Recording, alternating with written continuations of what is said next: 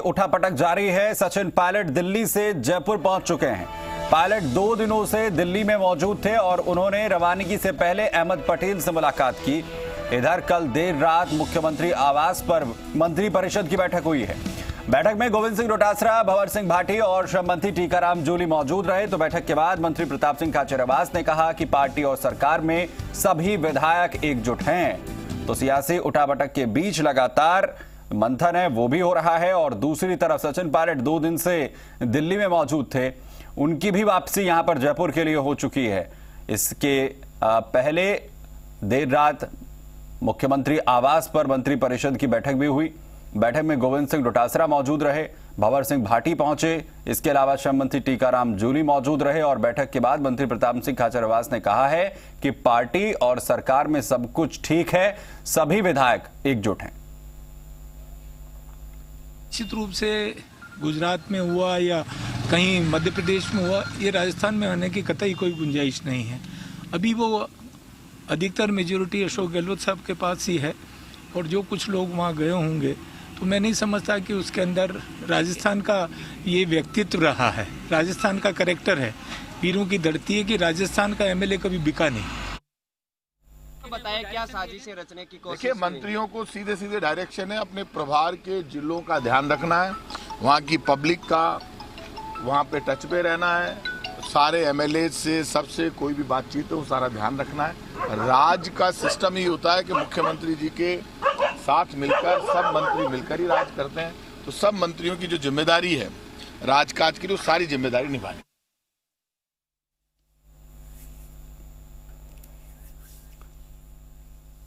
तो सियासी हालातों पर बैठक में चर्चा की गई। जो देर रात बैठक हुई मुख्यमंत्री आवास पर, और इसके अलावा सचिन पायलट को लेकर अपडेट यह है कि दिल्ली से जयपुर वो पहुंच चुके हैं।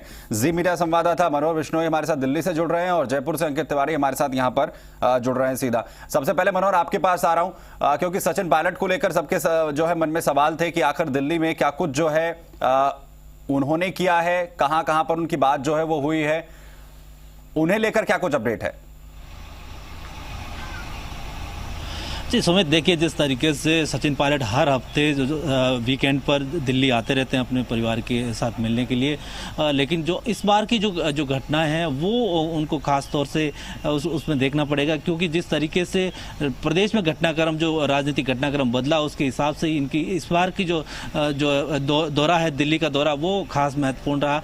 चूँकि जिस तरीके से एसओजी की जो एक एफआईआर हुई और उसके बाद जाँच, और जिस तरीके से अशोक गहलोत ने जो प्रेस वार्ता करके एक बीजेपी पर आरोप लगाया कि खरीद फरोख्त और तोड़फोड़ की राजनीति की जा रही है, उसमें कुछ अपने जो पार्टी के लोग और जो एसोसिएट जो निर्दलीय विधायक है उनकी भूमिका भी संदिग्ध नजर आई। उनके खिलाफ एफआईआर भी हुई, उनको कल पार्टी से भी निकाल दिया। इसके बाद जिस तरीके से घटनाक्रम ने एक नया मोड़ लिया और दिल्ली में भी सचिन पायलट के होने से राजनीति में जो है उबाल आया और उस खासतौर से उनकी जो मूवमेंट है उसको लेकर ध्यान में रखा जा रहा था। लेकिन सूत्र ये बता रहे हैं कि कल रात को अहमद पटेल से उनकी मुलाकात हुई है।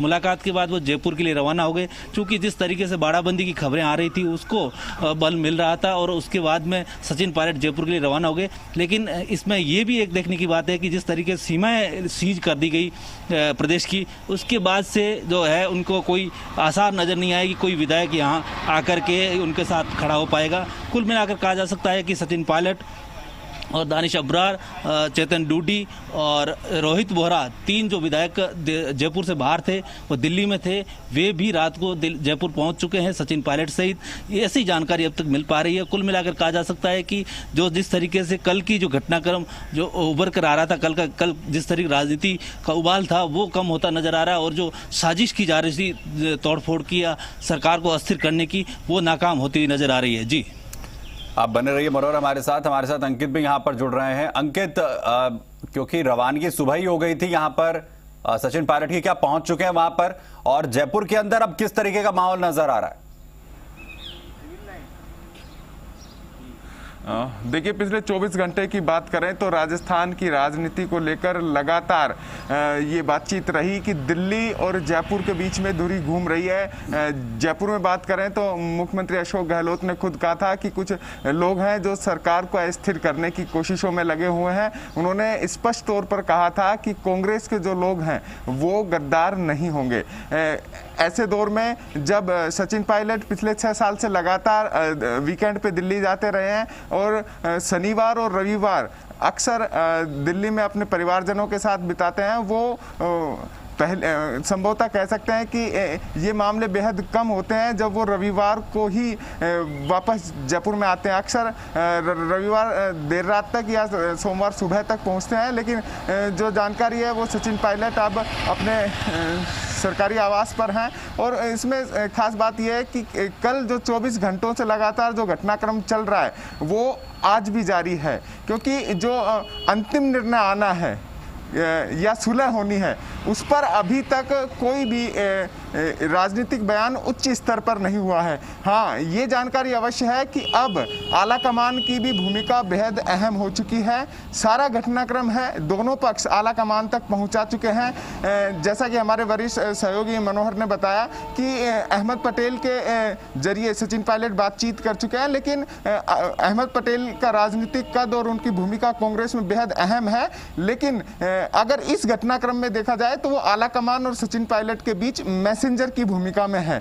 ऐसे में जब तक डायरेक्ट मुलाकात नहीं हो, जब तक सीधी बात नहीं हो, तब तक इस मामले में कुछ परिणाम आना या इस बारे में कुछ भी कहना अभी फिलहाल लाजमी नहीं होगा। लेकिन आज के घटनाक्रम की बात करें तो बेहद अहम है। तमाम जो मंत्रिपरिषद की बैठक है कल रात को अचानक बिना एजेंडे के बुलाई गई थी और सभी मंत्री मौजूद भी नहीं थे।